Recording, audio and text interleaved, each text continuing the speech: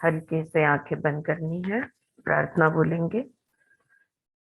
गुरुर्ब्रह्मा गुरुर्विष्णु गुरुर्देवो महेश्वरः।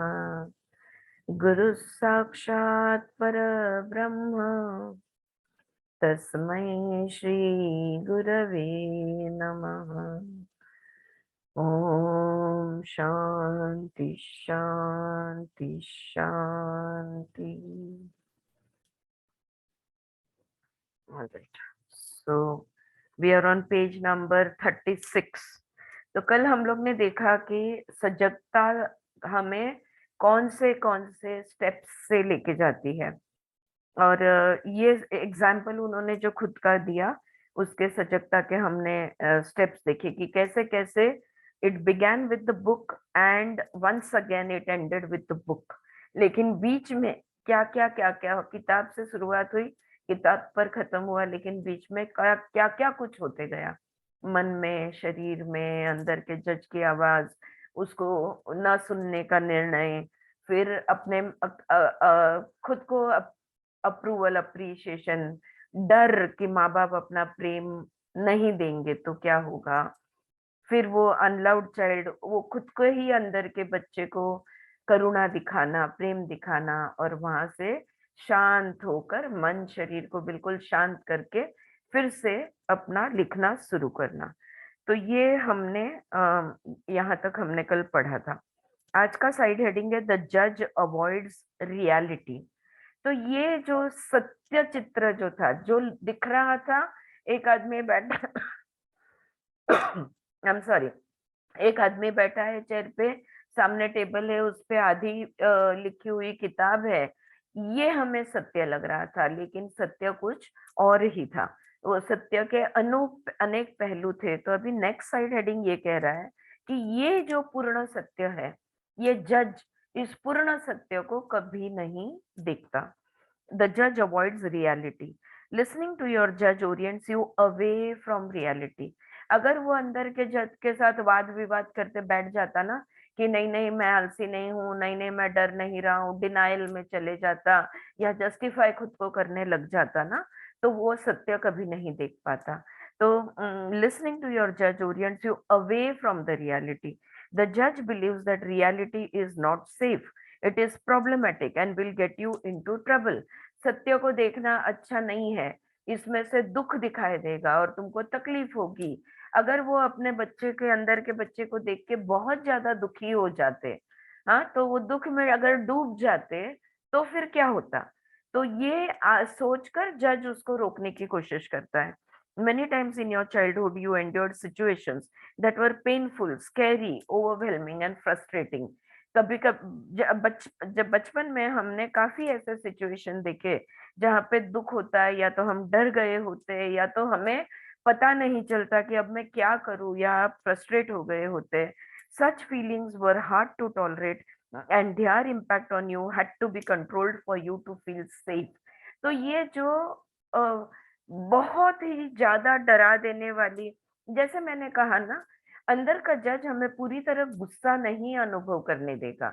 उसको डर लगता है कि अगर तुमने गुस्से को पूरी तरह अनुभव किया तो शायद तुमको हार्ट अटैक आ सकता है या तुम्हारा बीपी शूट हो सकता है। तो सिर्फ एंगर के बारे में नहीं, गुस्से के बारे में नहीं, बाकी भी ऐसे बहुत इमोशंस है कि जिससे हम घबरा जा सकते हैं या हमारे मन शरीर पे परिणाम हो सकता है। तो हमको जज जो है ये हमको सेफ, हमारा मन का वो हिस्सा जो है वो हमको सेफ रखने की कोशिश करता है। द जजेस job was to protect you from being overwhelmed और थ्रेटन्ड बाई दीज एक्सपीरियंसेस। तो ये जज का काम है कि ऐसे अनुभवों से तुम्हें बचाए। तुम्हें या तो वो तुम्हारी स्मृति हटा देगा, मतलब तुमको या तुम भूल जाओगे। बहुत ज्यादा दुख है ना, तो हम उस इंसिडेंट को भूल जाते हैं। सो द जजेस job was to protect you from being overwhelmed और थ्रेटन्ड बाय दीज एक्सपीरियंसेस। तो इसके लिए वो क्या क्या यूज करता है? It use denial, avoidance and selective awareness as basic defences. तो ये बेसिक डिफेंसेस है। एक तो डिनायल कि नहीं नहीं ऐसा कुछ है ही नहीं, नहीं नहीं ये मैं देख ही नहीं रहा हूँ, नहीं नहीं, ये मुझे महसूस ही नहीं हो रहा है, या तो अवॉइडेंस, बस उस बात को छोड़ दो, मुझे वो याद ही नहीं करना है, या तो सिलेक्टिव अवेयरनेस, कुछ चीजें याद रखेंगे और कुछ चीजों को पूरी तरह से भूल जाएंगे। Now it continues to believe that you must be protected from the reality of your life. In fact you must be protected from almost any direct experience of reality। और फिर वो क्या मानता है कि तुम्हें संरक्षण की जरूरत है, जीवन का सत्य तुम नहीं सहन कर पाओगे, नहीं पूरी तरह देख पाओगे, इसलिए वो तुम्हें प्रोटेक्ट करने की कोशिश करते रहता है। The judge defines the way you experience reality by telling you what to pay attention to and what is important। फिर वो क्या बोलता है, नहीं नहीं उधर ध्यान मत दो, देखो ये इंपॉर्टेंट है, इसकी तरफ ध्यान दो, या ये मत देखो, बस इतना ही देखो। हाँ, तो वो तुम्हें ये प्रोटेक्ट करने के लिए ये सब करते रहता है। It will constantly steer you away from paying attention to your full experience in the moment. इस घड़ी को, इस अनुभव को पूरी तरह अनुभव करो, इस बात से वो तुम्हें रोके रखेगा। It does not trust that there is any value और benefit in being more real with yourself. तो इतना इतना इतना सत्य काफी है, ये पूरा सत्य की तुम्हें जरूरत नहीं है, उससे तुम कुछ हो जाएगा तुमको, या समथिंग और the other will happen. Continuous reading ही करने का मैंने सोचा था, लेकिन देखो अगर एक्सपीरियंस में नहीं बताऊंगी तो फिर आप ये बात ध्यान में नहीं आएगी। तो ये जो बोल रहे हैं यहाँ पे, मैं एक एग्जांपल देना चाहूंगी, और रियल लाइफ एग्जांपल है, मेरे खुद के पति का एग्जांपल है। मेरे पति 10 साल के थे जब उनकी माँ गुजर गई, ऑलराइट। और बहुत दुख उनको माँ के जाने का, और दुख से ज्यादा गुस्सा था। लेकिन तो गुस्सा कि मुझे क्यों पैदा किया, अगर जब तुमको चले जाना था तो मुझे क्यों पैदा किया, ये गुस्सा। मेरी शादी को 35 साल हो गए, 35 साल से मैं देखे आ रही थी, I should say 30 years, because things started changing in the last 3-5 years, बातें बहुत बदल गई। और उसके वो, उनको बाकी कुछ याद नहीं है, एक्चुअली उनकी मेमोरी बहुत शार्प है। उनको नर्सरी क्या, उससे भी वो छोटे थे, 2.5-3 साल की बातें भी उनको याद है। लेकिन उन पर डॉक्टर न्यूटन ने एक ट्रांस सेशन किया। हम्म, वो ट्रांस सेशन में उन्होंने देखा कि वो सेशन ही उनकी शुरुआत हुई जब वो बोलने लगे बहुत गर्म है, बहुत गर्म है, बहुत गर्म है। वो ट्रांस में थे, डीप ट्रांस में। डॉक्टर न्यूटन ने पूछा क्या गर्म है, तो बोल रहे माँ की चिता जल रही है और उसकी अग्नि मुझे सहन नहीं हो रही है, बहुत गर्म है यहाँ पे। फिर उनको पूछा गया कि तुम कर क्या रहे हो वहां पे, तो वो बोले कि मुझसे विधि करवाई जा रही है, मेरे हाथ में मटका है पानी का, और मुझे गोल घूमने को बोल रहे हैं, उस चिता को फेरे लगाने को बोल रहे हैं, और ये हीट मुझसे नहीं सहन होती और मुझे यहाँ से भाग जाना है, मैं ये नहीं करना चाहता, पर ये लोग मुझे करने को लगा रहे। पांच जिस जिस बच्चे को, जिस आत्मा को 2.5-3 साल की स्मृतियां भी बिल्कुल, लोग, पीपल, प्लेसेस, इंसिडेंट्स, इतनी अच्छी जिनकी मेमोरी है, ये बात जो है ये उनको बिल्कुल याद ही नहीं थी। और फिर वो विधि खत्म होती है और फिर लोग इधर उधर मिक्स होने लगते हैं, या जो भी है उधर, जो वहां से अप्रोक्सीमेटली 2 किलोमीटर दूर उनका घर था। वो सबका ध्यान हटा के, मतलब ध्यान नहीं है किसी का, देख के वहां से जो दौड़ते हैं, तो घर पे वो बड़ी दीदी उनके घर पे रुकी थी, वो दौड़ते दौड़ते दौड़ते दौड़ते 2 किलोमीटर हाँफते हुए घर पे पहुंचता है, वो बच्चा 10 साल का। और फिर तो ये उनको जब ट्रांस के बाहर आए, मैंने पूछा, हमने पूछा, डॉक्टर न्यूटन ने पूछा तुम्हें ये याद नहीं है, बोलते बिल्कुल याद नहीं है ये घटना जो है वो। तो मैंने मेरी ननन को फोन लगाया कि ताई क्या ये ऐसा हुआ था, उन्होंने बोला 100% हुआ था, मुझे आज भी याद है। फिर उनकी स्मृति उन्होंने बताई, वो कैसे पीछे की गैलरी में थी, रोड पे उनको दिख रहा था, दूर से बच्चा दौड़ते हुए आ रहा है, देखा, फटाफट दरवाजा खोला उसको, तब से वो जो उसको चिपक गया, तो वो 13 दिन तक, मतलब वो घर के सब लोग गए नहीं, तब तक उनके साथ ही ऑल द टाइम रहा। मेरे कहने का ये उदाहरण देने की मेरी बात ये है कि कितनी भी फैंटास्टिक तुम्हारी मेमोरी हो, मन का वो भाग होता है जो उस दुख का जो इम्पैक्ट है वो तुम सहन नहीं कर पाओगे, ये समझ के उस स्मृति को सप्रेस कर देता है, सबकॉन्शियस में डीप बिठा देता है।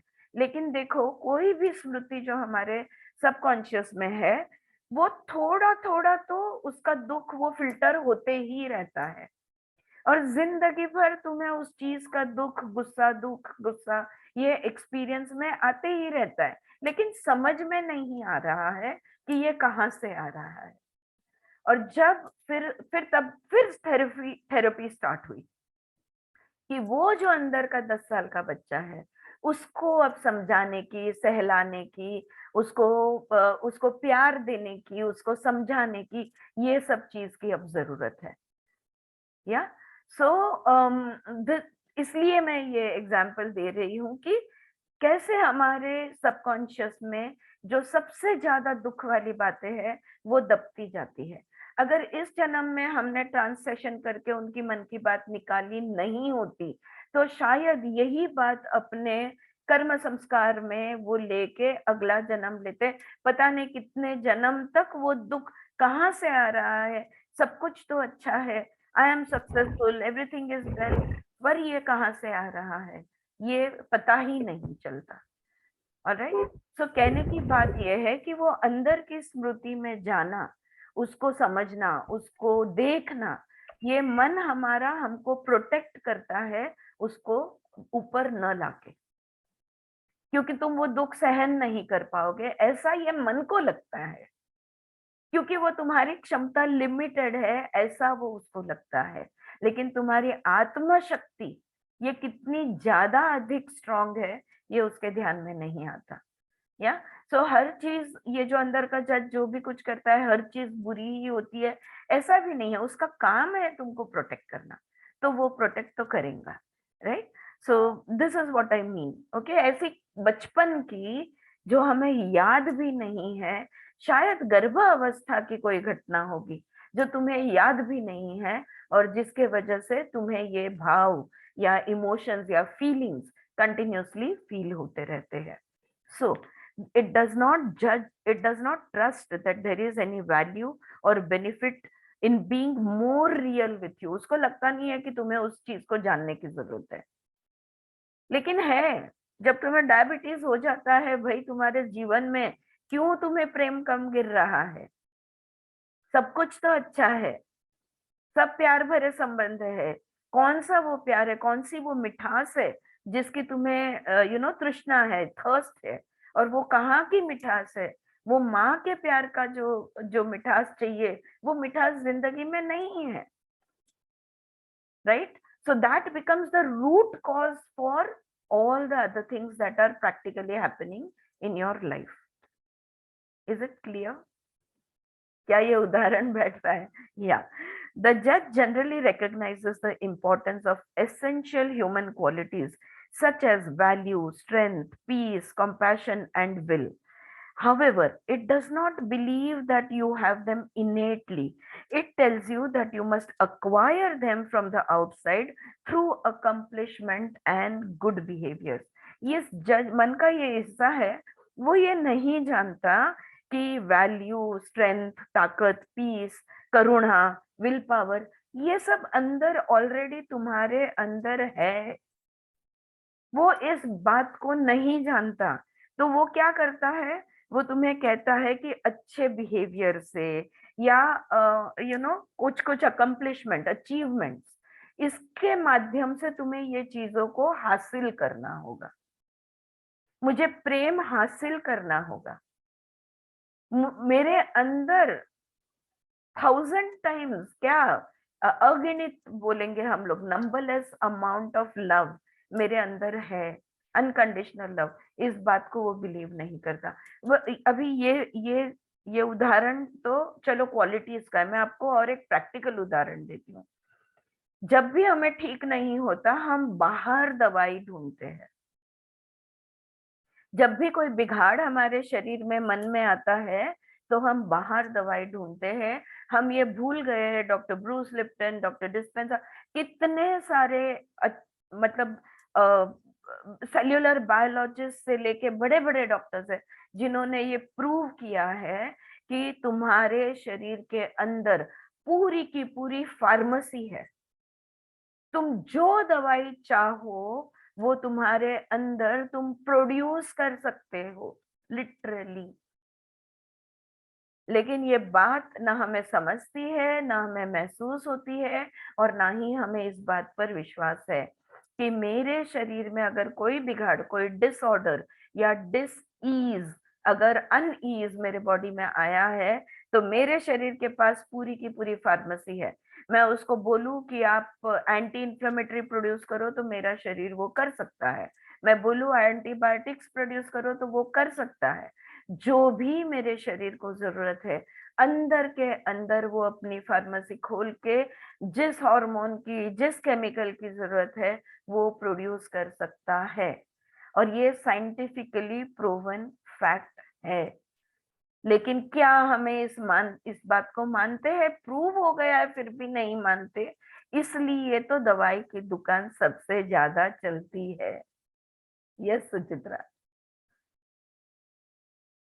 तो इसमें मानना होता है हम हमेशा दूसरों के बारे में सोचते हैं, इसलिए मेडिकल का दुकान चलना चाहिए, डॉक्टर का चलना चाहिए, इसलिए हम डॉक्टर के पास जाते हैं, मेडिकल में जाते हैं। और देखो, it is the largest income business in the world. आज जितना पैसा फार्मेसी में है शायद कोई फील्ड में नहीं है। Highest money, trillions of dollars which is there in the pharmaceutical industry. या सो क्योंकि वो हम विश्वास नहीं रखते, तो वो क्या करता है, हमारा जो अंदर का जज है, नहीं नहीं नहीं नहीं, तुम क्या, तुम्हारे पास ये सब जाने दो, गपचुप जाओ, कॉम्बीफ्लैम लेके आओ, पैरासिटामोल लेके आओ, ये लेके आओ, वो लेके आओ। और अगर तुम्हें दूसरों का अप्रूवल चाहिए, अगर तुम्हें दूसरों का प्यार चाहिए, लेकिन तो तुम्हें अच्छा व्यवहार करना होगा। पर अगर खुद का ही प्यार परिपूर्ण है तो दूसरों का प्यार हासिल करने की क्या जरूरत है? इतनी सिंपल सी बात है। लेकिन वो क्या कहता है, if you are unselfish giving person, then perhaps you have some value. The judge believes that you can only claim these qualities when you prove that you have earned them, you can control them, and you can live up to them through meeting its standards. If you can't, then it tells you you must be faking the experience. These qualities are only a temporary occurrence and they will be taken away from you at any moment because they don't belong to you anyway. अब क्या मतलब हुआ इसका? माता पिता का प्यार हमारा जन्म सिद्ध हक है, और जिस चीज पे हमारा जन्म सिद्ध हक है उसको प्राप्त करने की क्या जरूरत है ना? उसको प्राप्त करने की क्या जरूरत है? उसके लिए अच्छा ही बनने की क्या जरूरत है? उसके लिए अगर अच्छा नहीं बनी तो वो मुझ पर प्यार नहीं करेंगे, इस डर की क्या जरूरत है?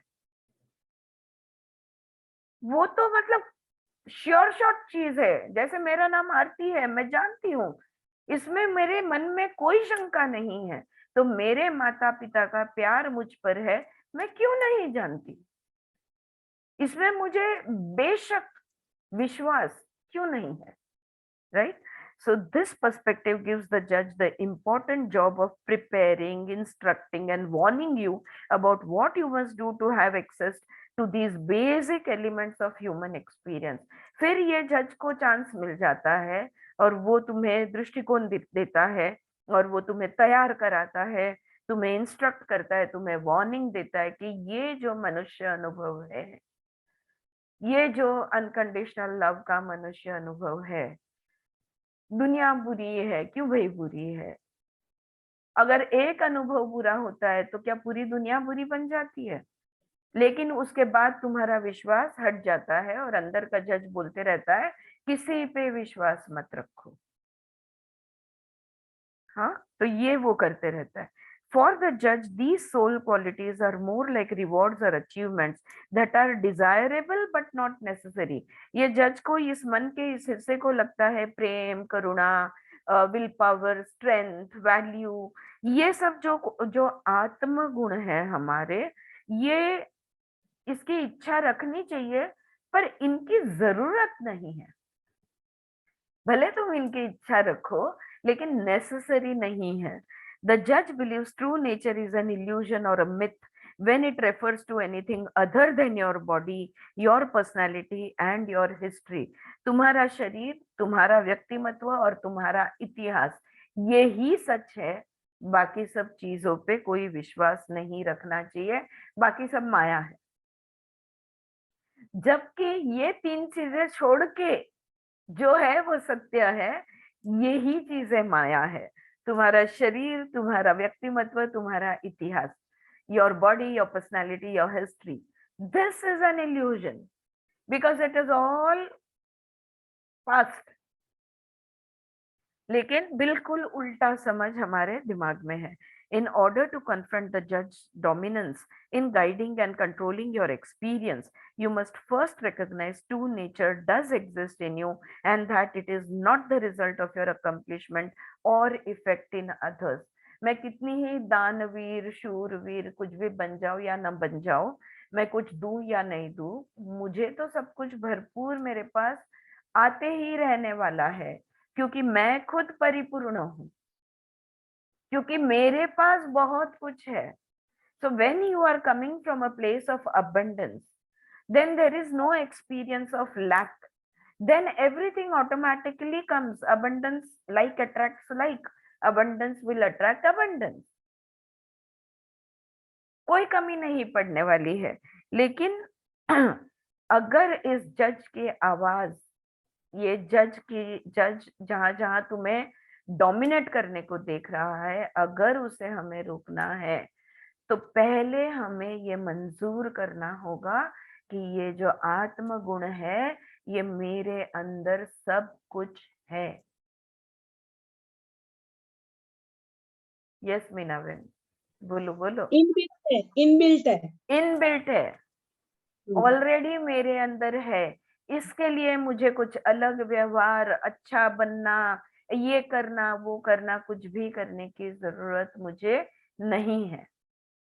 ये सब मेरे पास ऑलरेडी है। तो पहले खुद के आत्मा, करुणा, मेरे मन में मैं करुणा, मैं हूं, मेरे अंदर बहुत करुणा है। क्यों? क्योंकि मेरे अंदर आत्मा है और आत्मा तो करुणा से भरा हुआ है। तो हरेक के लिए मुझे हमेशा ही सद्भावना मेरे मन में रहेगी। क्यों कुछ मैं किसी के बारे में बुरा सोचूंगी? चाहे वो बुरा करे, अच्छा करे, ये करे, वो करे, ना करे, खुद का ऑरा हम उतना क्लीन रख सकते हैं। वो जो अंदर की करुणा है, वो झलक सकता है अपने आप। उसके लिए कुछ स्पेशल करने की जरूरत नहीं है।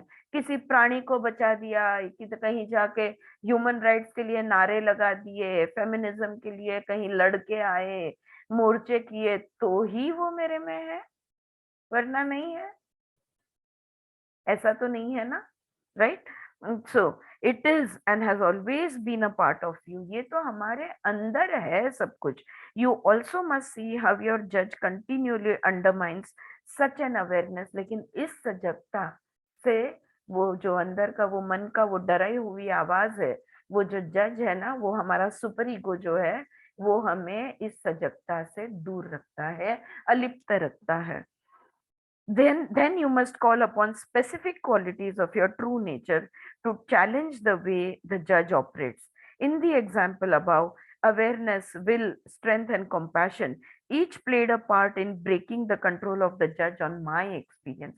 अब ये जो लेखक का अनुभव हो रहा था, वहां पे किताब के सामने बैठते हुए अंदर की आवाज बोल रही थी, तुम देखो ये टाइम पे काम नहीं करोगे तो तुम्हारा, फिर हाँ रे यार, मैं हमेशा ही फेलियर के साथ स्ट्रगल करते आया हूँ।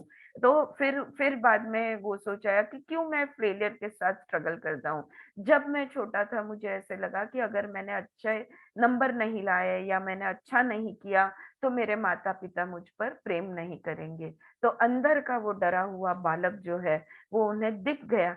ये सब क्रिया होने के लिए उन्होंने किसी एक स्टेप पे सजगता से शुरुआत की, बाद में विल पावर यूज किया, वो जज को बोला शट अप, तुम मत बोलो, मुझे मेरा अनुभव पूरी तरह लेने दो।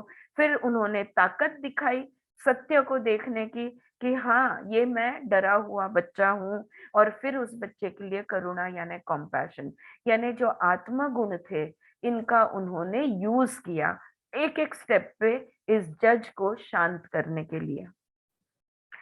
तो तब जाके उनको पूर्ण अनुभव हुआ, उनका एक्सपीरियंस वो पूरी तरह ले पाए।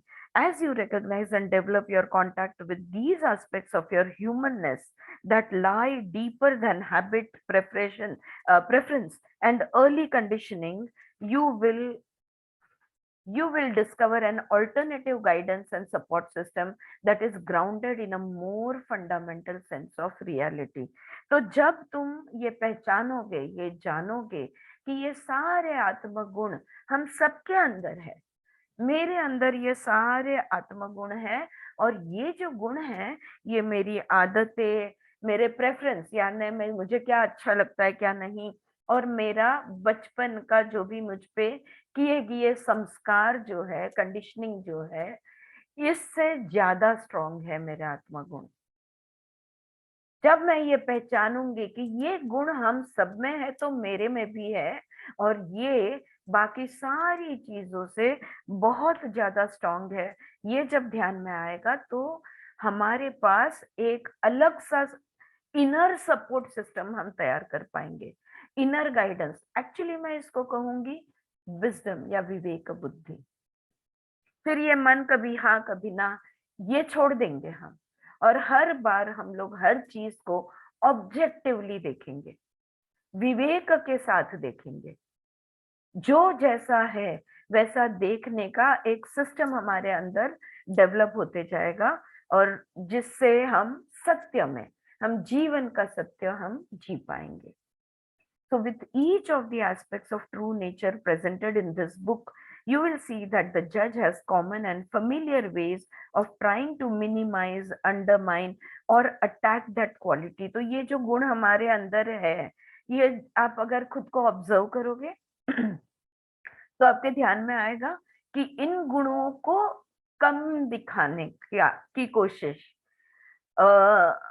इसको छोटा बनाने की कोशिश, या कभी कभी उन गुणों पर अटैक करने की कोशिश भी हमारा अंदर का जज करता रहता है।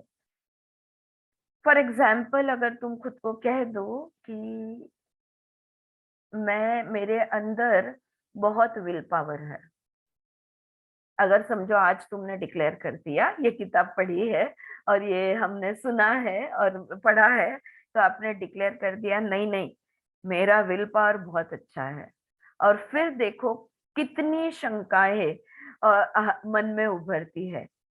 वो जब हुआ था तब कहाँ था तुम्हारा विल पावर? खुद को बहुत ज्यादा अर्जुन समझने की कोशिश मत करो, हाँ ज्यादा विल पावर दिखाने की कोशिश मत करो, तुम्हारे राजसिक गुण बहुत ज्यादा बढ़ गए ना तो कहीं तो भी मुंह के बल गिर जाओगे।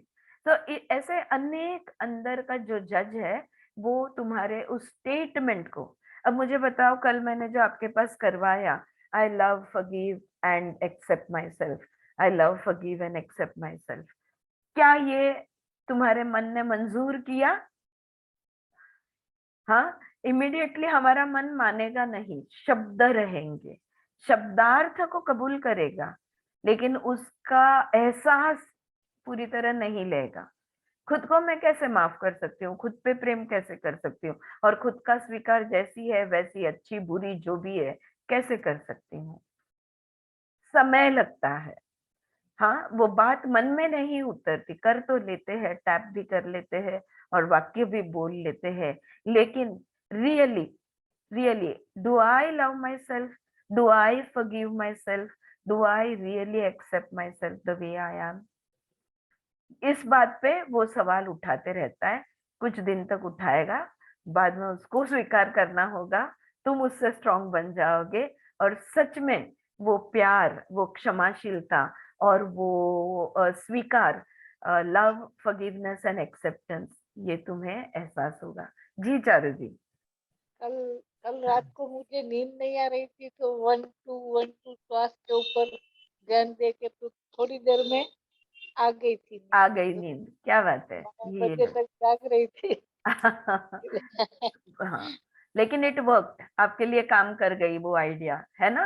1 2 की 1 2 श्वास लेते हुए 1 कहना है, छोड़ते हुए 2 कहना है, तुरंत नींद लग जाती है। अगर नींद ना आए आती हो तो जरूर ट्राई करना। Thank you Charu for sharing that. So so the degree to which it has succeeded.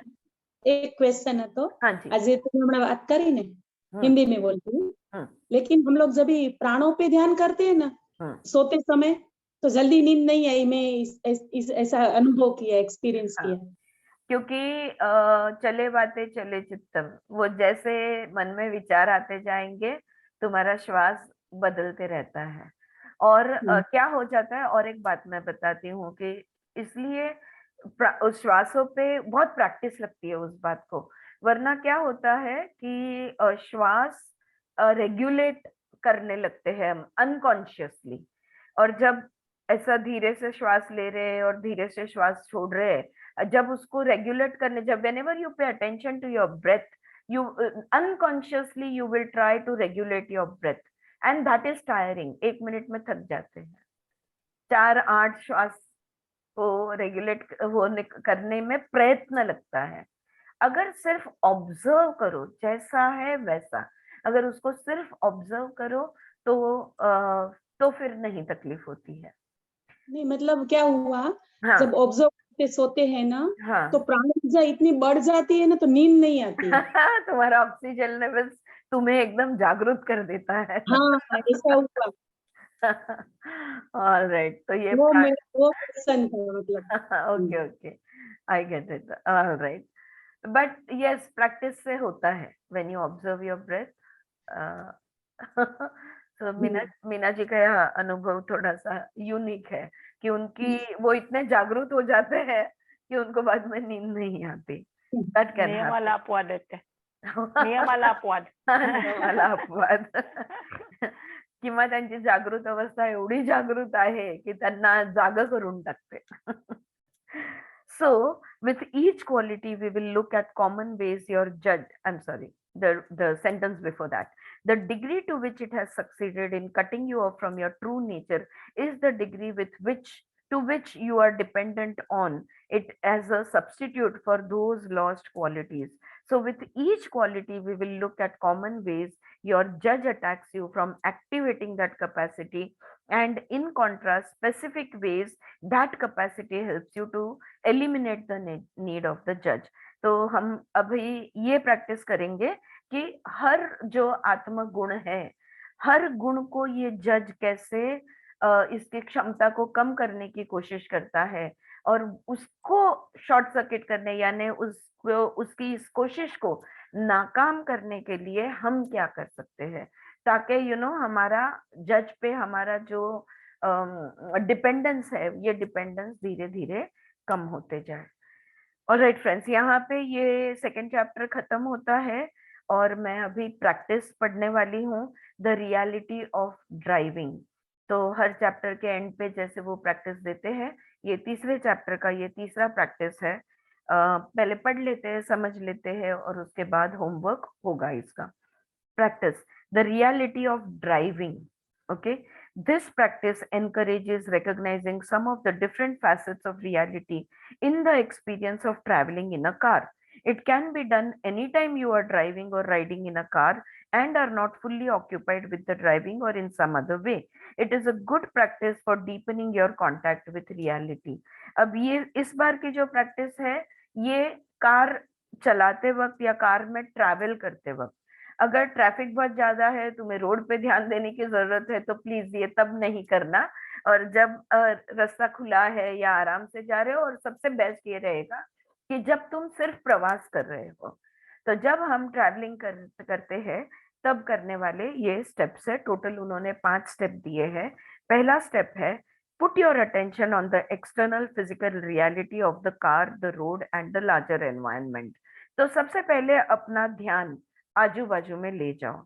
कौन सी चीज पे, मौसम कैसा है, लैंडस्केप क्या है, खिड़की के बाहर क्या दिख रहा है, तुम जिस कार में बैठी हो वो कार कैसी है, दूसरी कार जो तुम्हें पास हो रही है या दिख रही है वो कैसी है, वगैरह वगैरह वगैरह। यानी तुम्हारा जो एक्सटर्नल एनवायरनमेंट है, इसको पूरी तरह से अच्छी तरह से इसको ध्यान दे दो। Notice the familiar elements, new object and the ones you have not noticed before, even though they have been there. अब बम्बई, नासिक, बॉम्बे तो हमने बहुत बार किया है, राइट? मैं एक एग्जाम्पल के तौर पे दे रही हूँ। तो नासिक बॉम्बे करते वक्त बहुत बार, पता नहीं 1000 बार से ऊपर भी गए होंगे, लेकिन कुछ चीजें ऐसी हो सकती है जो ध्यान में नहीं आई। कुछ चीजें हो सकती है जैसे कि एक पेट्रोल पंप या रेस्टोरेंट या कोई फैक्ट्री या कुछ भी, जो पहले नहीं थी अब आई है, या बिल बोर्ड भी हो सकता है, एडवर्टाइजिंग बोर्ड भी हो सकता है। और कुछ चीजें हैं तुम्हें पता है, हाँ ये विलोड़ी क्रॉस किया, यहाँ पे पानी लगने वाला है। तो कुछ चीजें होती है जो हमारे पहचान की होती है, इन सब की तरफ ध्यान देना है, ये तुम्हारा पहला स्टेप। और नोटिस करो नई चीजें क्या है, पुरानी चीजें क्या है, और new objects and the ones you have not, और जो पहले तुम्हारे ध्यान में नहीं थी, हमेशा से थी पर तुमने देखी नहीं थी, इसको नोट करना है। बाद में step 2, tune in to your own physical sensations as you sit in the car. अब तुम्हारा ध्यान खुद की तरफ ले जाइए, अंदर की तरफ, खुद के अंदर ले जाइए। How does your body feel? तुम्हारे शरीर को कैसा महसूस हो रहा है? Are you comfortable? Are you relaxed? Are you tense? Do you have a headache? Are you breathing, is your breathing shallow? क्या तुम शैलो ब्रीथिंग कर रहे हो? ये जो शरीर में तुम्हारे जो जो महसूस होता है उसको नोट करो। Is your physical state related to the driving और to something else, such as the previous physical condition or something that happened earlier in the day? अगर समझो तुम्हें बहुत रिलैक्स लग रहा है, तो आज तुम निकलने से पहले क्या कुछ अच्छा हुआ था? क्या तुम बहुत आराम से कंफर्टेबली शांति भागा दौड़ी करे बगैर तुम निकले हो? तो I think Anjali Vidya is the only one who can literally practice it right now, because she is already in the car and travelling. मुझे अचानक याद आया। बट ओके, सो अंदर का जो एहसास है, समझो अगर तुम रिलैक्स्ड हो तो क्यों रिलैक्स्ड हो? पहले क्या ऐसा कुछ हुआ है जिसके वजह से तुम्हारी स्थिति बिल्कुल शांत है? या तो तुम टेंस हो, तो ये टेंस अब भी बहुत ज्यादा ट्रैफिक है, बहुत गड़बड़ हो रहा है, कोई कट मार के जा रहा है या जो भी है उसके वजह से टेंस है? या निकलने से पहले तुम इतने बिजी थे, इतनी भागदौड़ हुई थी और तब जाके तुम समय पे निकल पाए, या निकलने में देरी हो गई, उसके वजह से शरीर में टेंशन है? अगर टेंशन है तो किस वजह से है? अगर रिलैक्स्ड हो तो किस वजह से हो? ठीक है, या जो भी हो रहा है वो क्यों हो रहा है? Is your physical state related to the driving और to something else such as the previous physical condition और something that happened earlier in the day? ये हो गया स्टेप 2। अब step 3, now notice what you are feeling emotionally. अब शरीर से ध्यान हटाओ और मन पे ध्यान लेके जाओ। कौन सी भावनाएं तुम्हारे महसूस हो रही है? Are you anxious? Are you worried? Are you excited और जॉयफुल? और आर यू स्कैर्ड और एंग्री और सैड और नम और प्रेशर्ड? क्या इनमें से कोई भावनिक एहसास तुम्हें हो रहा है? तुम्हें चिंता है, टाइम पे निकली नहीं हूँ, लेट हुआ है, तुम्हें फिक्र है जहाँ पे जा रही हूँ वहां पे कंडीशंस अच्छी होगी नहीं होगी, या तुम एक्साइटेड हो कि मस्त फ्लाइट पकड़ के तुम हॉलिडे पे जा रहे हो, सो यू आर वेरी, या तो किसी से मिलने जा रहे हो और तुम खुश हो, आनंदी हो, या तुम डरे हुए हो? अब ये जब मैंने स्कैर्ड शब्द यहाँ पे पूछा ना, पढ़ा ना, तो मेरे मन में तुरंत ये विचार आया कि कार में बैठे बैठे मैं कब डरी थी। और मुझे याद आया कि कुछ महीने 2 महीने पहले टैक्सी से आ रही थी और फुल ट्रैफिक था, और ये बंदा कट मार के गाड़ी इधर उधर से घुमा के निकाल रहा था। अच्छा, वो भी ठीक है क्योंकि मेरा स्किल्स, लोगों के पास अच्छे ड्राइविंग स्किल्स हो सकते हैं, राइट? मैं खुद ड्राइव करती हूँ, मुझे पता है, लेकिन वो कंटिन्यूअसली फोन पे था, तो इस वजह से मेरे मन में डर था। तो क्या ऐसी कोई स्थिति है? क्या किया मैंने वो बात की बात है, लेकिन क्या ऐसी स्थिति है तो डर भी हो सकता है।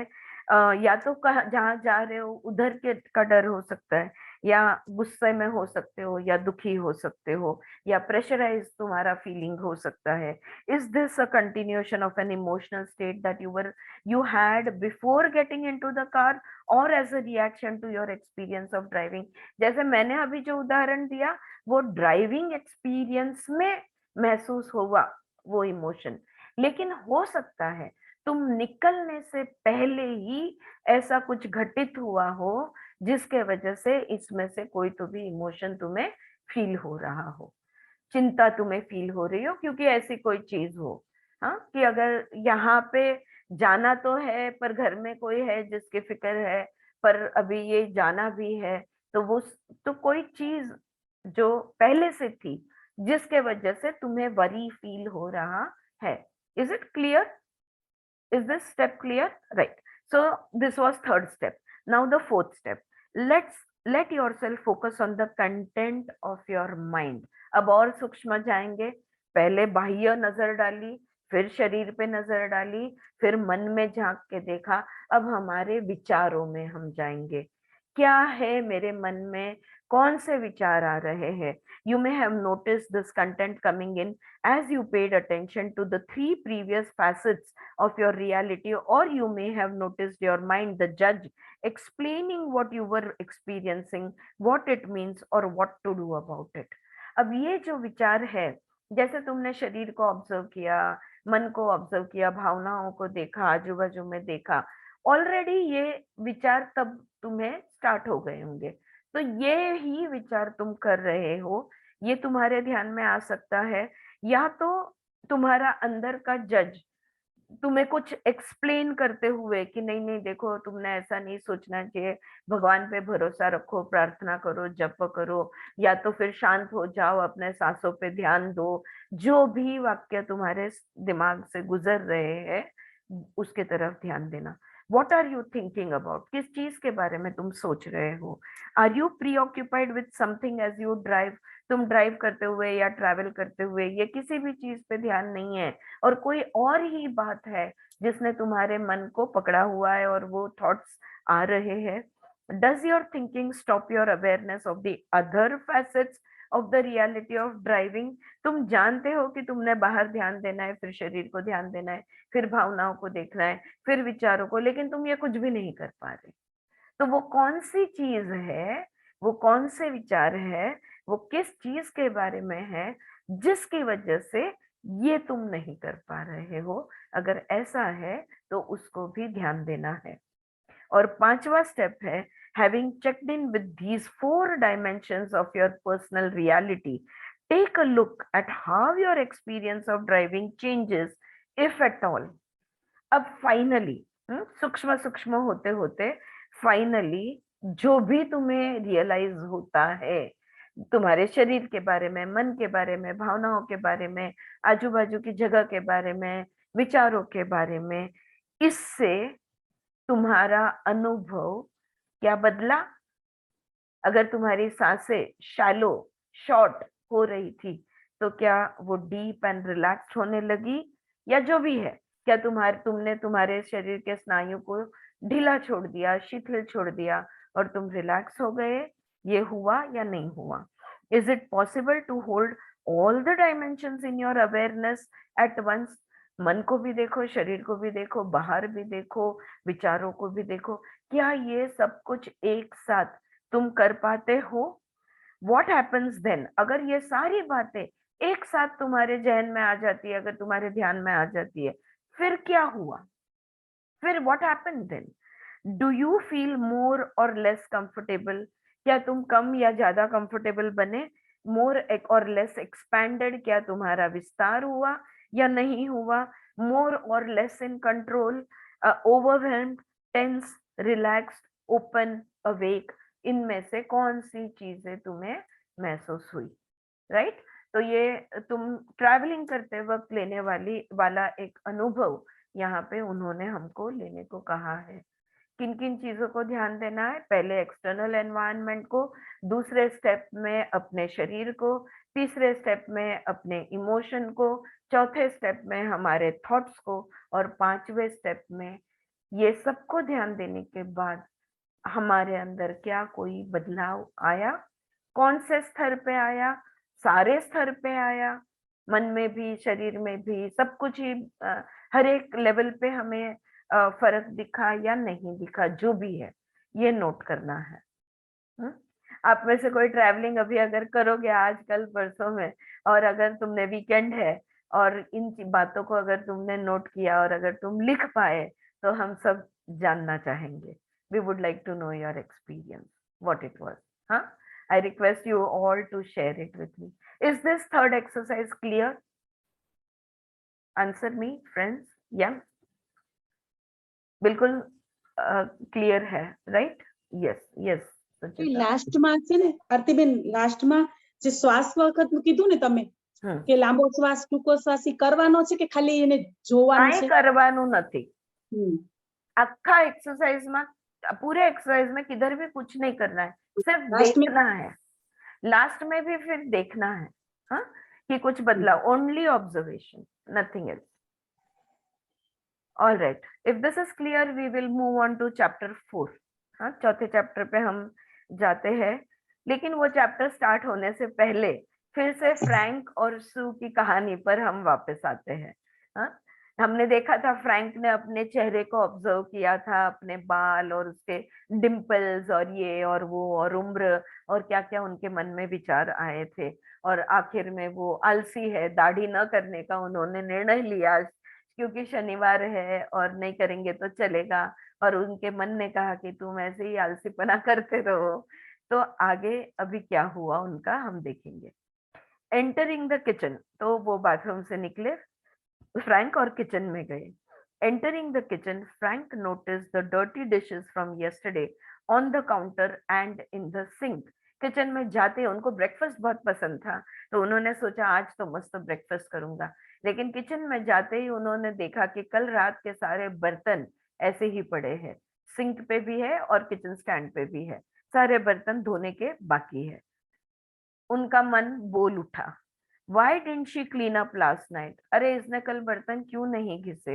I hate having to walk into a dirty kitchen. वो जानती है मुझे साफ सुथरे किचन नहीं पसंद है, मुझे गंदे किचन में आना अच्छा नहीं लगता।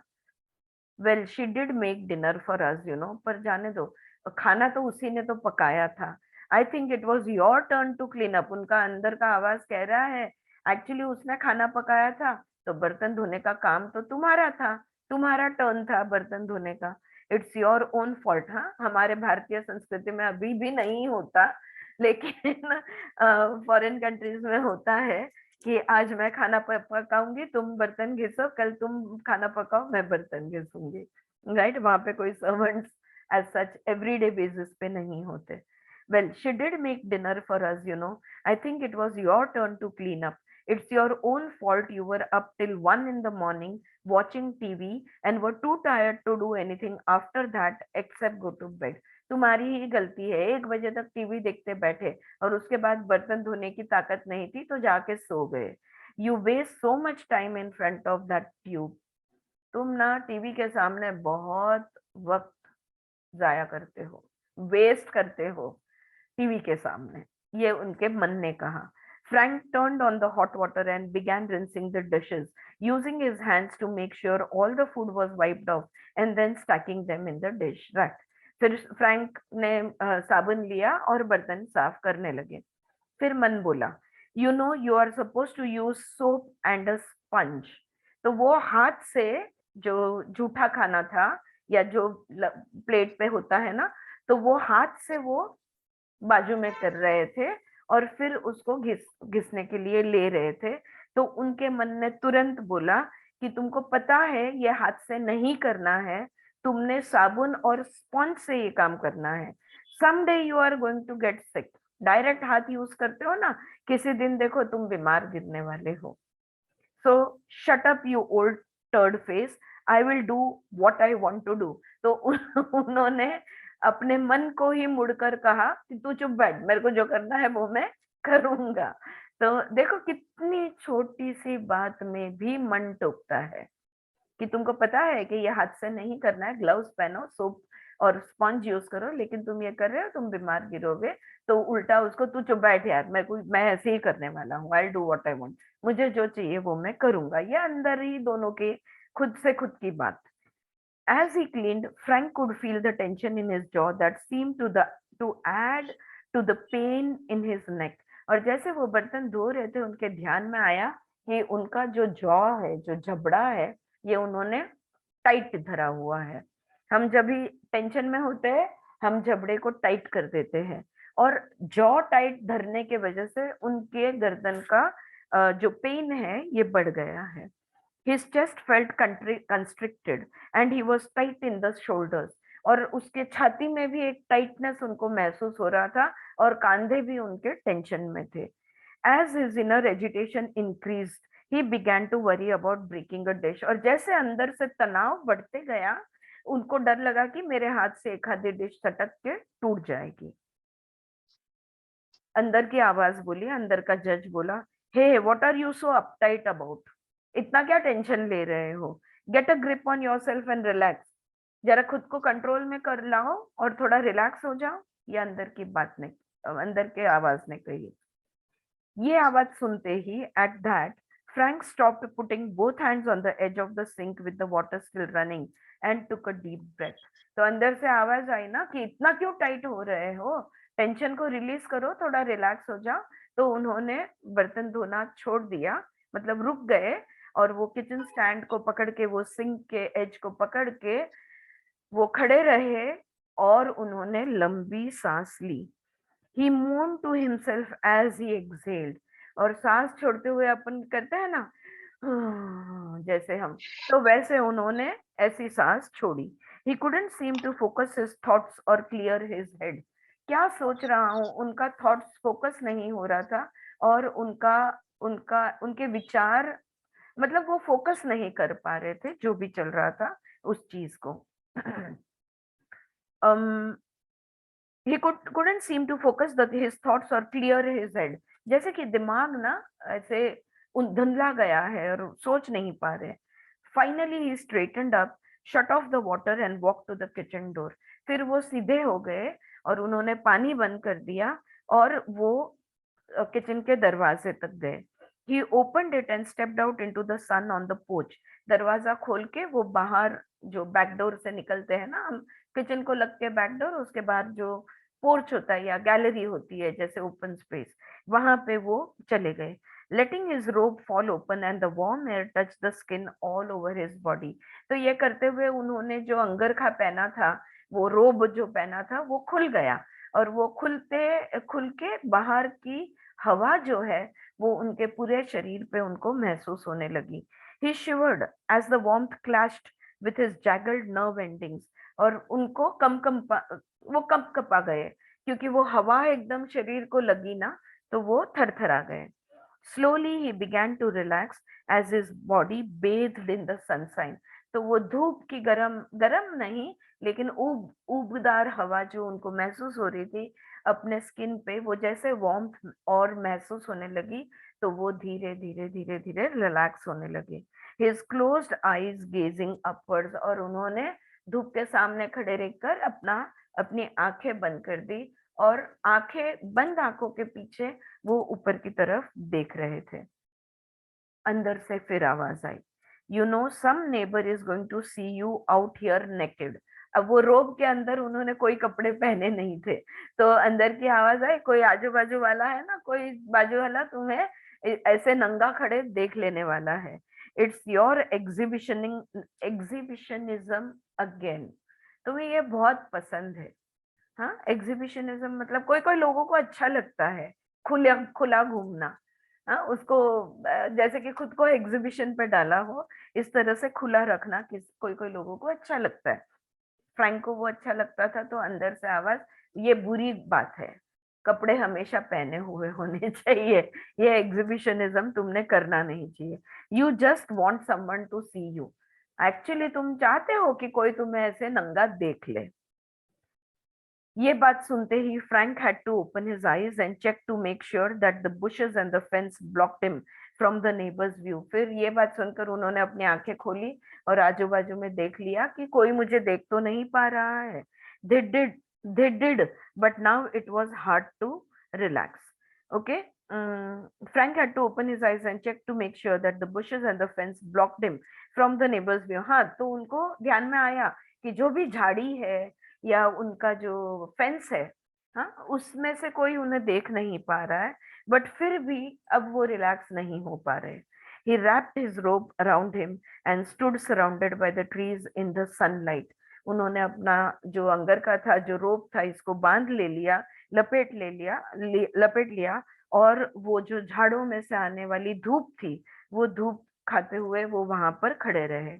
The movement and the singing of small birds, और उनको छोटी छोटी चिड़ियों की आवाज सुनाई दी. And the bright magenta colour of the bougainvillea growing up on the side of the porch, और वो उन्होंने जो बोगनविला लगाए थे उस पे बहुत सुंदर मैजेंटा कलर के फूल आए थे, वो देखने लगे. ओके. सो पहला जब उनका मन बोला तब मन ने उनको टोका, टीवी देखो. हाँ, बस यही तुमको टाइम वेस्ट करने की आदत है. दूसरा उसका मन बोला कि पता है हाथों से करना नहीं है ये, कभी तो भी बीमार हो जाओगे. तब उसने मन को बोला तू चुप बैठ. तीसरा मन ने बोला इतना क्यों टेंशन ले रहे हो, थोड़ा रिलैक्स हो जाओ. तो उन्होंने खुद को रिलैक्स किया. चौथा उनका मन ने बोला कि देखो आजू बाजू लोग तुम यहाँ पे नंगे खड़े हो, आजू बाजू से कोई ना कोई तुम्हें देख लेगा, और ये तुम्हारा ये जो तुम्हें खुला घूमना पसंद है ना, ये बुरी आदत, तुम चाहते हो कि कोई ना कोई तुम्हें देखे. तो यहाँ पे क्रिटिसिज्म आया, उसके पहले एनकरेजमेंट आया, उसके पहले वार्निंग आई कि बीमार हो जाओगे, और उसके पहले तुम कितनी आलसी हो, तुम्हें कितना टाइम वेस्ट करना पसंद है, ये फिर से क्रिटिसिज्म था. क्लियर? फ्रैंक की कहानी क्लियर? जितनी आगे बढ़ी, देखो सुबह से तो अभी उठकर उसने अभी चाय भी नहीं बनाई है. तब तक देखो मन में क्या क्या गुजर रहा है. All right. Chapter 4, recognizing judgement. कैसे हम पहचाने कि हमारा अंदर का जज हमें एक जजमेंट दे रहा है. Judgement is a way of describing a part of the terrain of your inner world. If you pictured the world inside your mind as a landscape, different kinds of mental activity would appear as different kinds of terrain. For instance, there might be lush jungles of fantasy, geometrical cities of financial calculation, the flowing rivers of dreams, and the silent, expansive deserts of simple awareness. बहुत अच्छा visualisation यहाँ पे दिया है. ये I think हम लोग, हमारा सबकॉन्शियस का जो विजुअलाइजेशन है ना, आपको ये कनेक्टिंग टू योर इमोशंस में ये विजुअलाइजेशन मेडिटेशन यूट्यूब पे अगर मेरे आप देखोगे तो कनेक्टिंग टू योर इमोशंस नामक जो विजुअलाइजेशन है उसमें ये आपको मिलेगा थोड़ा बहुत उसके जैसा. All right. तो अगर हम लोग इमेजिन करें कि हमारा मन जो है, ये हमारा मन एक पूरा लैंडस्केप है. All right. एक पूरी एरिया है जहां पे अलग अलग एक्टिविटीज हो रही है. हाँ, हमारी मन की दुनिया, या हम कहेंगे उसमें मैंने कहा है मन का बगीचा या मन की बाग. तो ये हमारे मन का जो बगीचा है या बाग है बहुत बड़ा है, और इसमें अलग अलग एक्टिविटीज, अलग अलग लैंडस्केप हमें दिखेंगे. जैसे कि एक जंगल है जहां पे हम हैरी पॉटर में जैसे वो दिखाते हैं ना, वो जादुई दुनिया का जंगल दिखेगा आपको मन के एक भाग में. दूसरे भाग में फाइनेंशियल कैलकुलेशन के शहर दिखेंगे. तीसरे भाग में बहती हुई सपनों की नदियां दिखेगी. और चौथे भाग में रण दिखेंगे जो शांत है, और जो नजर जाए तब तक वो सिर्फ डेजर्ट दिख रहा है जो रेत से भरा हुआ है. वो है हमारा अवेयरनेस, हमारी सजगता का स्थान. तो मन में बहुत सारी बातें, अलग अलग एक्टिविटीज हमें देखने को मिलेगी अगर हम इस मन के लैंडस्केप को पूरी तरह देखेंगे. इन दिस इनर वर्ल्ड, इस अंदर की दुनिया में judgement would appear in various forms.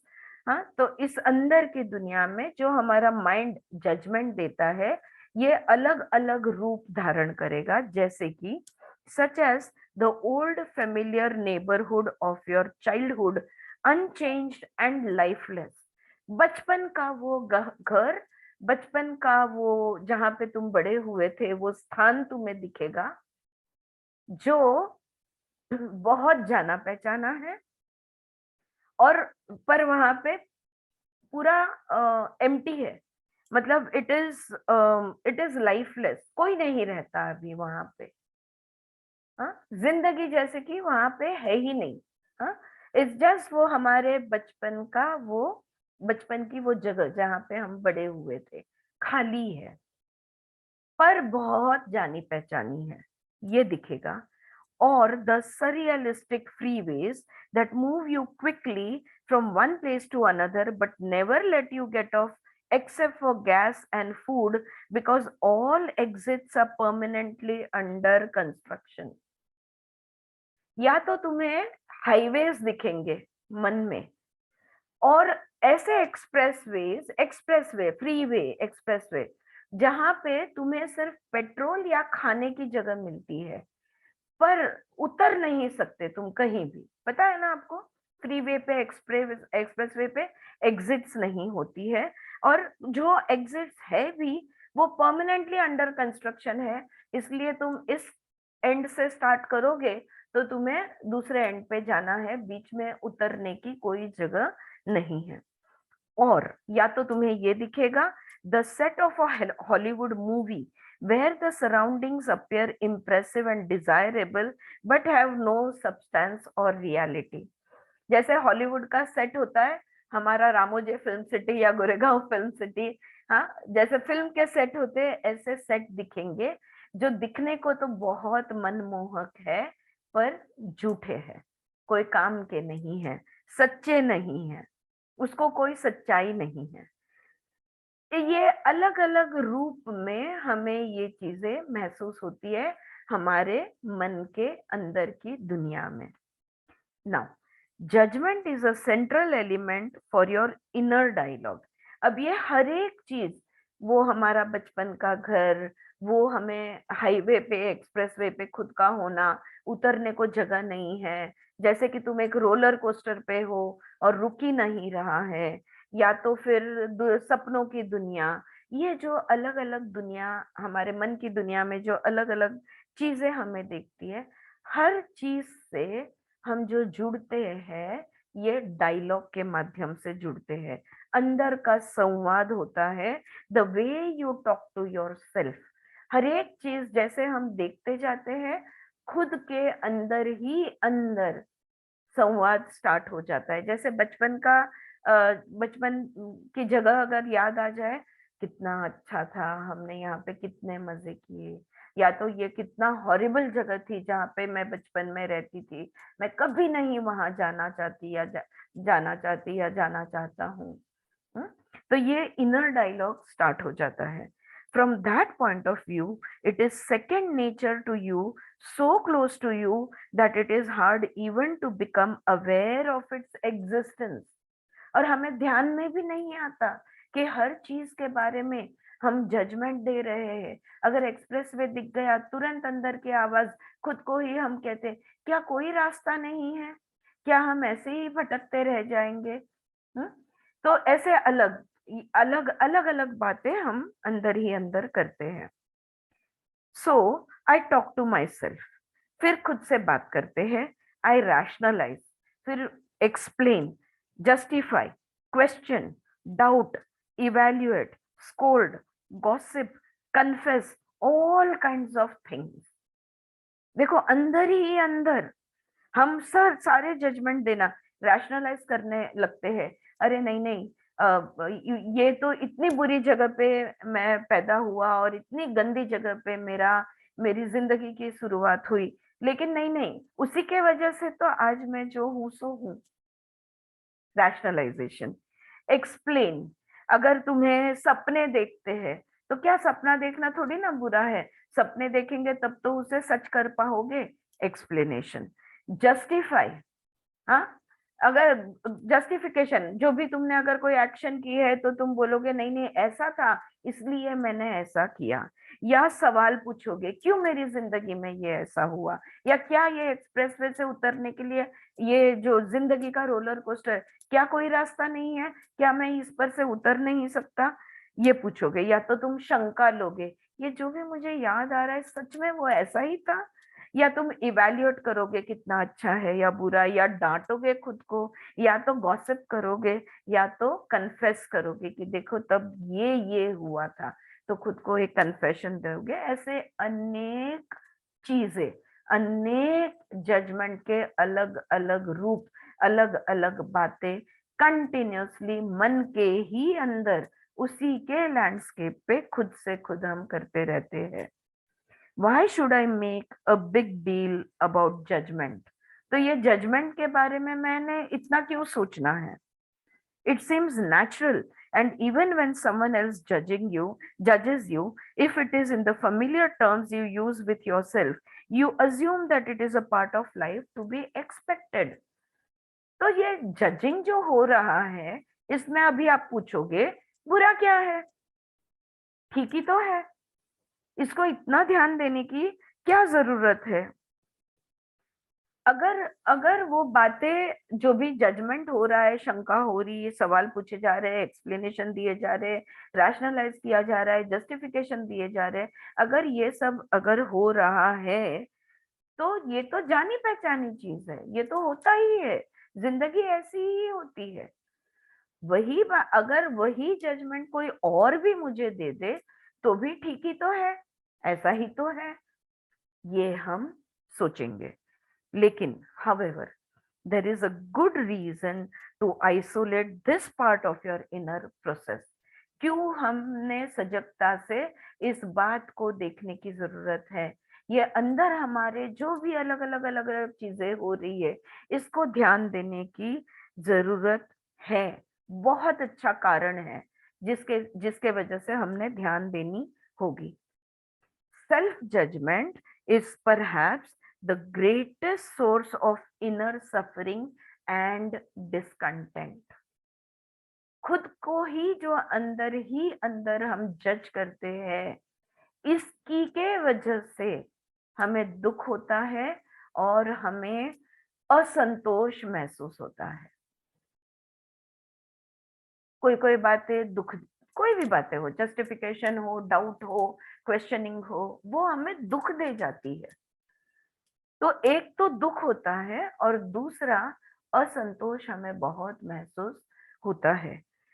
More than that, और उससे भी ज्यादा, और बिकॉज ऑफ दैट, या हम ये कह सकते हैं उसी के कारण, it is one of the major barriers to change, growth, expansion and transformation. बहुत बड़ा ये कारण है, ये जो असंतोष है, जो दुख है, ये हमें न बदलने देता है, न ग्रो होने देता है, न एक्सपैंड होने देता है, और न ट्रांसफॉर्मेशन, हमारे अंदर कोई बदलाव लाने से, आने से हमें रोक लेता है। इसलिए इसको, अंदर के जजमेंट्स को ध्यान दे के देखना जरूरी है। अगर हमने इसको ध्यान दे के नहीं देखा, इसकी जड़ को नहीं देखा, इसके साथ कुछ किया नहीं, तो हम कभी नहीं बदले थे। हम 20 साल पहले एक क्रोधित व्यक्ति थे, आज भी हम क्रोधित व्यक्ति रहेंगे। 20 साल पहले हम एक वीक व्यक्ति थे, आज भी हम वीक रहेंगे। 20 साल पहले हम ताकतहीन थे, आज भी हम ताकतहीन रहेंगे। जो भी हम थे, हम वैसे ही रहेंगे, हमारे में कोई बदलाव नहीं आएगा। In particular, it prevents you from simply resting in yourself from moment to moment. ये बहुत ज्यादा इम्पोर्टेंट बात है। कंटिन्यूस अंदर के जजमेंट, अंदर का संवाद से हम थक जाते हैं। क्यों थकान महसूस हो रही है, ध्यान में भी नहीं आता। बीच बीच में थोड़ा आराम करने की हमें बहुत जरूरत है, और ये आराम हमें अंदर की आवाज नहीं करने देता। जो श्वास ले रहे हैं और छोड़ रहे हैं, दोनों क्रियाओं के बाद, श्वास और प्रश्वास दोनों क्रियाओं के बाद एक पॉज होता है।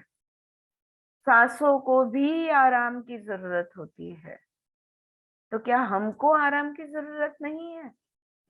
लेकिन थॉट्स मूवी की तरह कंटिन्यूअस मूवमेंट चलते ही रहते हैं, never एंडिंगली।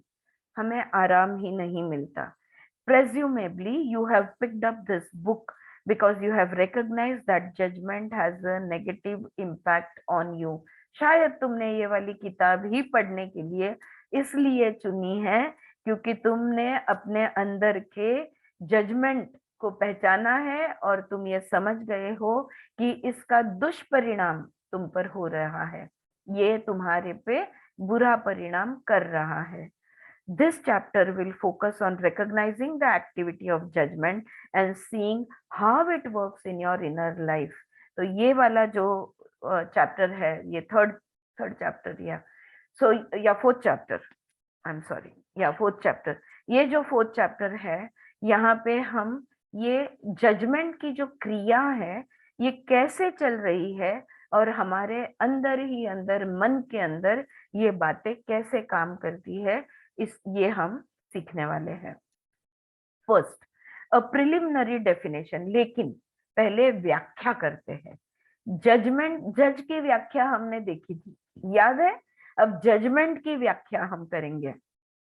A judgement is a statement of evaluation that implies an assessment of one's value or worth and is felt as a rejection of one's present state. Okay, ये व्याख्या यहाँ पे judgement की दी है। Judgement वो स्टेटमेंट को हम क्या बोलेंगे, वो वाक्य है जो इवैल्यूएट करके, यानी अंदर की जो भी हो रहा है उसको देखकर अपनी ही कीमत घटाने वाला एक स्टेटमेंट है, और जो अभी स्थिति है उस स्थिति को नकारने वाला स्टेटमेंट ये जजमेंट है।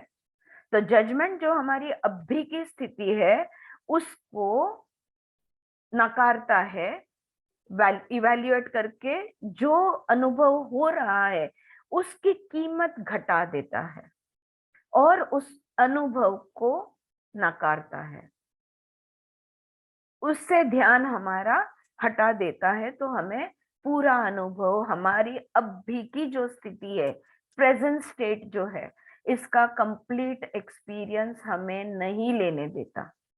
ठीक है?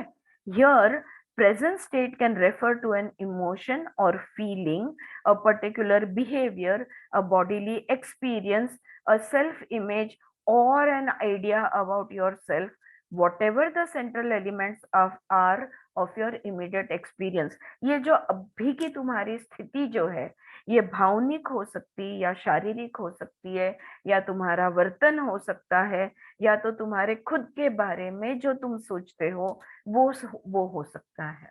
जो भी है उस स्थिति को, मैं मेरे बारे में जो अभी मुझे थॉट आ रहा है, मैंने उसको पूरा ध्यान देना है, लेकिन मेरी अंदर की आवाज मुझे पूरा ध्यान नहीं देने देती। The work begins with learning to recognize when you are experiencing a judgment. अच्छा, अब इस पे ये क्रिया की शुरुआत, इसको पहचानने की शुरुआत हम कैसे करेंगे? सबसे पहले हम जब एक जजमेंट हो रहा है इसको हमने पहचानना है। ओके, ये जो मेरे दिमाग में अभी जो सेंटेंस आया ये एक जजमेंट था। दिस में seem simple but it is not, उतना आसान ये नहीं है। Certain judgments you are aware of and can describe. कोई judgments बहुत क्लियर होते हैं और हमें आराम से उनको वर्णन कर सकते हैं। Most of your experiences of judgment, however, are unconscious. लेकिन बहुत सारे जजमेंट्स होते हैं हमारे खुद के बारे में, हमारे अंदर, जो बेहोशी में होते, जो हमारे ध्यान में ही नहीं आते। Your judgments of yourself are generally more visible to those close to you than they are to you. Okay, कभी कभी पता है लोग कह देते हैं तुम यार हमेशा ही ऐसे फिक्र में क्यों आ जाती हो, तुम यार हमेशा ऐसी बात पे टेंशन में क्यों आ जाते हो, ओ तुम्हें ये ऐसे टाइप के जोक्स बहुत पसंद है। ऐसे टाइप के जोक्स आते हैं ना तो तुमको बहुत हंसी आती है। हाँ, और या तो हमेशा तुम दूसरों के बारे में यही नोटिस करते हो। पता है मेरे ये इस पर से मुझे याद आया, मेरी जो ननद की लड़की है, मेरी नीस जो है वो एक आर्किटेक्ट है, और ये ऐसी ही वर्कशॉप्स वो लोग बहुत खुद के ऑफिस के लिए, उसकी दोस्त ने उस पर एक कमेंट किया था, क्योंकि वो हेड है उस कंपनी की, और उसके हाथ के नीचे कुछ 19-20 जन काम करते हैं, तो उन सबको अपॉइंटमेंट उसने दिया है, उसने सिलेक्ट किया है। और उसकी दोस्त एक दिन उसको बोली, पता है सुप्रिया, तुम अच्छे दिखने वाले लोगों को ही चुनते हो। तो वो बोली व्हाट नॉनसेंस, उसके पास उनका जो रेज्यूमे है, उनका जो एक्सपीरियंस है, उसके हिसाब से मैं उनको चुनती हूँ, ऐसे कैसे तू बोल सकती है। बोलती देख, सेम रेज्यूमे और सेम एक्सपीरियंस लेके 2 जन आए थे, एक दिखने में अच्छा था, एक नहीं था, जो दिखने में अच्छी थी उसको तुमने चुना। और फिर वो बोल रही थी, मुझे बता रही थी, बोलती मामी सच्ची मैंने ऑब्जर्व किया, मेरे ऑफिस में मेरे साथ काम करने वाले जितने भी, वो खुद भी बहुत सुंदर है, मेरे साथ काम करने वाले जितने लोग हैं सब दिखने में अच्छे हैं, चाहे स्त्री हो या पुरुष। अब देखो, ऐसे जजमेंट्स जो होते हैं ना, ये हमारे ध्यान में भी नहीं आते, ये हमारा अनकॉन्शियस बिहेवियर है। हाँ, जस्ट एक उदाहरण के तौर पे मैं ये बता रही हूँ। तो this is what he is saying, that most of the experience of judgment however are unconscious. Your judgments of yourself are generally more visible to those close to you than they are to you. दूसरों को दिख जाता है तुम्हारे बारे में, तुमको खुद को वो नहीं ध्यान में आता। Generally, you don't want to see your self-criticism. You feel your badness will be exposed. Especially वो बातें होती है ना जो मन हमको क्रिटिसाइज करता है, देख तू आलसी है, या तुमने ये अच्छा नहीं किया, या तुमने ऐसा नहीं बोलना चाहिए था, और या इस तरह से बैठना या उठना नहीं चाहिए था, या चलना नहीं था। ये बातें हमको सुननी नहीं अच्छी लगती है, क्योंकि वो हमारी बुरी साइड जो है ये दर्शाती है, तो वो हमको सुनना अच्छा नहीं लगता। That fear is natural and to be respected. और किसको अपने बारे में बुरा सुनना अच्छा लगता है? सर ये तो ठीक है, मतलब it's okay, you can respect that. As you learn about yourself, you will become more compassionate and grounded, and thus able to see more of what creates this fear. तो जैसे जैसे खुद को देखते जाओगे, इस क्रियाओं को समझते जाओगे, जितने सजगता में तुम आते जाओगे, समझते जाओगे, वैसे वैसे तुम और कंपैशनेट भी हो जाओगे, करुणा भी जागृत होगी, और तुम्हारा ग्राउंडिंग भी हो जाएगा। हाँ, जमीन पे पैर हमेशा टिके हुए होने चाहिए। The process of self acceptance takes time. खुद का ही स्वीकार करने को वक्त लगता है, क्योंकि हमारे अंदर राम, रावण, लक्ष्मण, हनुमान, विभीषण, पता नहीं कौन कौन बैठे हैं। हाँ, सब अंदर है हमारे, तो खुद का स्वीकार पूरी तरह करने को समय लगेगा। Just be aware that any feelings और reactions you have now are a part of the first steps into that process. बस जो भी अभी तुम्हें महसूस हो रहा है वो पहला स्टेप है। हाँ, पहिलं पाऊल आपण म्हणतो ना, सजगताचं पहिलं पाऊल। Friends, it's 4:31, just give me just 1-2 minutes more, okay. Last para है, इस साइड हेडिंग का खत्म करती हूँ। So the first task is to learn to recognise what a judgement is. A judgement may be felt as any of the following. तो judgement क्या है, इसको सबसे पहले पहचानो।